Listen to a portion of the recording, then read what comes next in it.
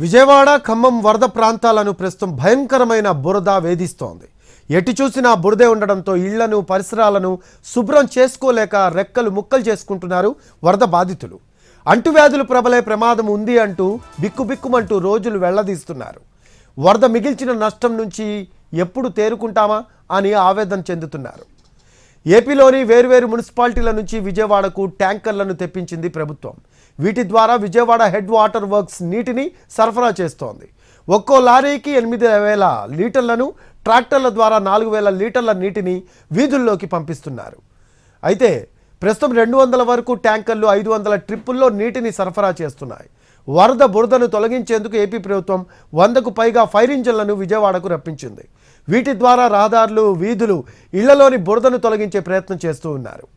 ప్రస్తుతం విద్యాధరపురం, సితారా సెంటర్ సహా 45 డివిజన్లో శుభ్రం చేసే పనుల్ని అగ్నిమాపక శాఖ అధికారులు చేపట్టారు.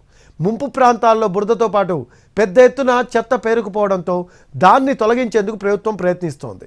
ఇందుకోసం ప్రొక్లైనర్లు, టిప్పర్లను రప్పించారు. బుడమేరు డ్రైన్తో పాటు ఇతర ప్రాంతాల్లోకి చెత్త, వ్యర్థాలు పెరిగిపోయాయి. వాటి వల్ల అంటువ్యాధులు వచ్చే అవకాశం ఉందన్న తొలగించే పనుల్ని మొదలుపెట్టారు. ఇందుకోసం 2,000 మందికి పైగా పారిశుద్ధ్య సిబ్బంది పనుల్లో నిమగ్నమైంది.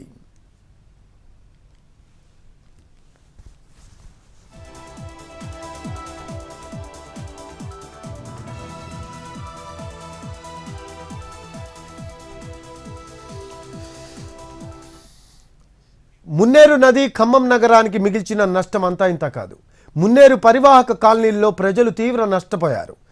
పునరావాస కేంద్రాల నుంచి ఇళ్లకు చేరుకున్న తర్వాత అక్కడ పేరుకుపోయిన బురదను చూసి కన్నీరు కారుస్తున్నారు. ఇంట్లో ఉన్న సమస్తం నాని పాడైపోయాయి. విలువైన టీవీ, కూలర్, ఫ్రిడ్జ్, ల్యాప్టాప్లు, విలువైన వస్తువులు ఎందుకు పనికి రాకుండా పోయాయని బాధితులు ఆవేదన చెందుతున్నారు. మున్నేరు ముంపునకు గురైన మోతీనగర్, బొక్కలగడ్డ, వెంకటేశ్వర కాలనీ, సారథినగర్, కరుణగిరి, పోలేపల్లి, మారుతినగర్ తదితర ప్రాంతాలకు చేరుకున్న బాధితులు బురదను ఎలా తొలగించాలో తెలియక తలలు పట్టుకుంటున్నారు. వరద ముంపు నుంచి తేలిన ఇళ్లను శుభ్రం చేసుకుంటూ ఉన్నారు. నదిలోని వ్యర్థాలు సైతం ఇళ్లలోకి వచ్చి చేరడంతో చెత్తను తొలగించడానికి రెక్కలు ముక్కలు చేసుకుంటున్నారు బాధితులు. వరదల్లో కొట్టుకు వచ్చిన గుర్రపు డెక్క, పిచ్చి మొక్కలు ఇళ్ల పరిసరాల్లో పేరుకుపోయి కంపు కొడుతున్నాయి. వాటర్ ట్యాంకర్లతో ప్రభుత్వం సరఫరా చేసిన నీళ్లతో ఇళ్లను శుభ్రం చేసుకుంటున్నారు బాధితులు.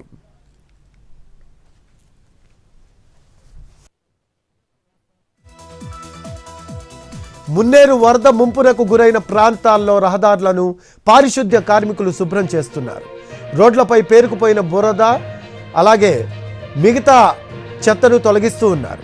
ముంపు నుంచి బయటపడిన ప్రాంతాల్లో వ్యాధులు వచ్చే అవకాశం ఉందని బాధితులు ఆందోళన చెందుతున్నారు. వరద నీటికి పేరుకుపోయిన చెత్తా చెదారం, బురదతో దుర్వాసన రావడమే కాకుండా దోమలు విపరీతంగా పెరిగిపోయాయి. ఇళ్లతో పాటు పరిసర ప్రాంతాలను శుభ్రం చేయడానికి కనీసం 10 రోజులైనా పడుతుందని చెప్తున్నారు. వరద బాధితులకు మినరల్ వాటర్ సరఫరా చేస్తూ ఉన్నారు. ఇంటింటికి వెళ్లి మినరల్ వాటర్ బాటిళ్లు పంపిణీ చేస్తున్నారు.